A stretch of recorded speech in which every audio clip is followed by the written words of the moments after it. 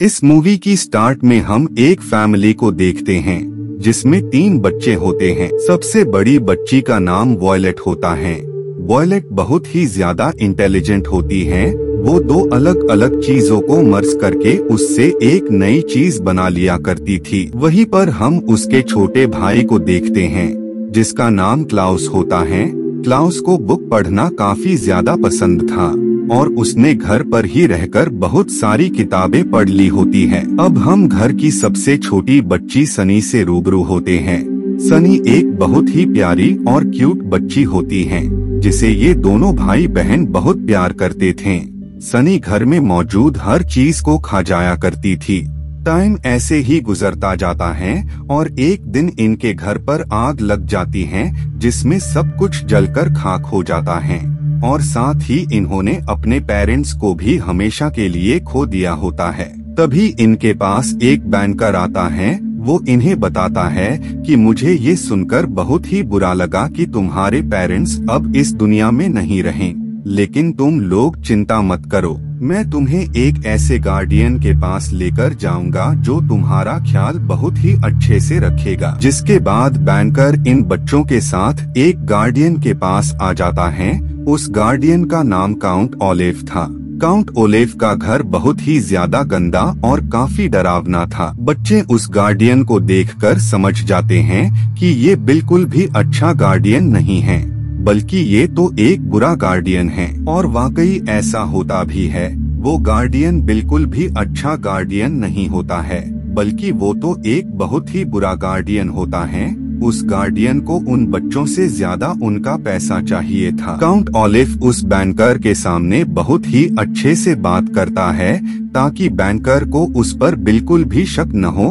बाद में count Olaf banker को वहां से भगा देता है। काउंट ओलेफ बच्चों को बताता है कि घर बहुत ही ज्यादा गंदा है, हर तरफ धूल जमी हुई है, इसीलिए मैं चाहता हूँ कि मेरे वापस आने से पहले तुम सारे कचरे को साफ कर दो। काउंट ओलेफ के वहाँ से जाते ही बच्चे अपने काम पर लग जाते हैं। वो तीनों मिलकर पूरे घर की सफाई करते हैं। बाद में वो किचन में जाते हैं जहाँ काफी सारे गंदे बर्तन थे, इसीलिए वो उन सारे गंदे बर्तनों को अच्छे से साफ करते हैं। बाद में काउंट ओलेफ अपने दोस्तों के साथ घर पर वापस आ जाता है और वो उन बच्चों से कहता है कि मैं और मेरे फ्रेंड्स हॉल में हैं। तब तक तुम लोग जल्द से जल्द डिनर रेडी करो और याद रखना, अगर तुमने डिनर बनाने में देरी की तो तुम सबको सजा मिलेगी। जिसके बाद काउंट ओलेफ अपने दोस्तों के साथ हॉल में चला जाता है। इधर बच्चे जब किचन में जाते हैं तो उन्हें वहाँ पर कुछ भी नहीं मिलता है, हर तरफ गंदगी होती है। लेकिन इतनी सारी प्रॉब्लम्स को फेस करके वो बच्चे पास्ता रेडी कर लेते हैं। लेकिन काउंट ओलेफ उस पास्ते को बगैर खाए ही उन बच्चों को काफी डांटता है कि तुम्हें तो डिनर बनाना नहीं आता है, तुम बच्चे तो किसी भी काम के नहीं हो। इतना कहकर काउंट ओलेफ क्लाउस को थप्पड़ जड़ देता है। उन बच्चों को काफी बुरा लगता है कि उन्होंने इतनी मेहनत और इतने अच्छे से काम किया, लेकिन इसके बावजूद भी काउंट ओलेफ ने उन लोगों के साथ इतना बुरा सलूक किया। खैर, नाइट में वॉयलेट एक ब्लैंकेट की हेल्प से वहाँ पर एक टेंट बनाती हैं जिसमें वो अपने पेरेंट्स की पिक्चर भी रखते हैं ताकि वो सब खुद को अपने पेरेंट्स के करीब महसूस कर सके। नेक्स्ट डे काउंट ओलेफ बच्चों के साथ कोर्ट में जाता है जहाँ वो जज के सामने ये प्रूफ कर देता है कि वो ही अब इन बच्चों का इकलौता गार्डियन है और उन बच्चों की डेथ के बाद उनकी पूरी संपत्ति का मालिक वही होगा। जिसके बाद काउंट ओलेफ बच्चों को लेकर रेलवे पर आ जाता है और वो पूरी गाड़ी को लॉक कर देता है ताकि ट्रेन इन तीनों को कुचलकर आगे बढ़ जाए, जिससे इनकी मौत हो जाए। बच्चों को जल्द ही काउंट ओलेफ के इरादों के बारे में पता लग जाता है, इसीलिए वो उस बैंकर को कॉल करते हैं और वो उससे हेल्प मांगते हैं। लेकिन उस बैंकर को इन बच्चों की कोई भी बात समझ में नहीं आती है क्योंकि बैंकर खुद ट्रेन के बगल से होकर जा रहा था। अब वो टाइम आ जाता है जब ट्रेन तेजी से इनकी तरफ बढ़ रही होती है। वॉयलेट, जो कि इन बच्चों में सबसे बड़ी होती हैं, वो जल्द ही एक टूल को बना लेती हैं जिसकी हेल्प से ये ट्रेन के ट्रैक को ही चेंज कर देते हैं। जिससे इन तीनों बच्चों की जान बच जाती है। तभी वहां पर वो बैंकर आ जाता है जो कि उन बच्चों को कार में देखता है। उसे लगता है कि काउंट ओलिव इन बच्चों से बहुत ही ज्यादा प्यार करता है, इसीलिए उसने इन बच्चों को कार चलाने की इजाजत दे दी है। वो बच्चे बैंकर को काफी समझाते हैं कि काउंट ओलिव ने उन्हें मारने की कोशिश की है ताकि वो उनकी पूरी संपत्ति को हड़प सके, लेकिन उस बैंकर को इन बच्चों की कोई भी बात समझ में नहीं आ रही होती है। लेकिन अब वो डिसाइड करता है कि बच्चों को इनके दूसरे गार्डियन के पास लेकर जाना चाहिए, जिसके बाद ये सब के सब दूसरे गार्डियन के घर पर आ जाते हैं। ये दूसरा गार्डियन जिस जगह पर रहता था वो प्लेस काफी खूबसूरत थी। इन बच्चों का दूसरा गार्डियन बहुत ही अच्छा था। उस गार्डियन को स्नेक्स को रखना काफी पसंद होता है। उनके पूरे घर पर अलग अलग टाइप के बहुत सारे स्नेक्स थे। वो गार्डियन बच्चों को अपने सभी एनिमल्स से बारी बारी मिलवाते हैं और लास्ट में वो उन बच्चों को सबसे बड़े ब्लैक स्नेक से मिलवाते हैं। वो उन बच्चों को बताते हैं कि ये स्नेक किसी भी शख्स को नुकसान नहीं पहुंचा सकता है, बल्कि ये तो एक फ्रेंडली एनिमल है। नाइट में ये गार्डियन उन बच्चों को सॉन्ग भी सुनाते हैं। नेक्स्ट डे ये सब घर पर होते हैं, तभी वहाँ पर एक शख्स आ जाता है जो कि उस गार्डियन का असिस्टेंट होता है। लेकिन उस गार्डियन ने जिस असिस्टेंट को बुलाया था ये वो नहीं था, बल्कि ये तो काउंट ओलिव था जो कि अभी भी इन बच्चों के पीछे था।